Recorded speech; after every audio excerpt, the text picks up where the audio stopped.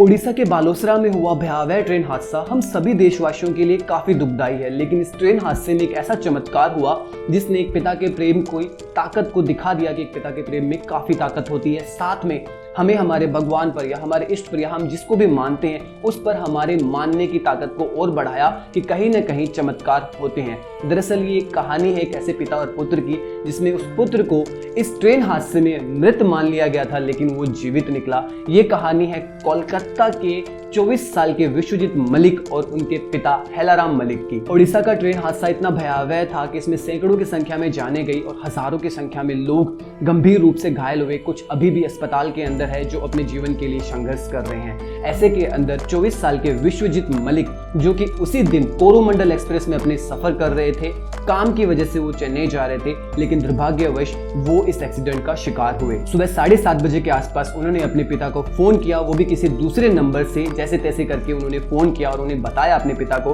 कि मेरा ट्रेन का एक्सीडेंट हो गया है और मुझे बहुत ज्यादा चोट लगी है और मैं बेहोशी की हालत में हूँ। वहाँ उनके पिता हेलाराम मलिक का कोई होश नहीं था, कोई ठिकाना नहीं था। कहीं कैसे न कैसे करके जितना जल्दी हो सके वो बालोसरा पहुंचे अपने पुत्र के, अपने बेटे की तलाश में। और उनको कहीं न कहीं ये विश्वास था कि मेरा बेटा मर नहीं सकता है, मेरा बेटा जीवित होगा कहीं न कहीं।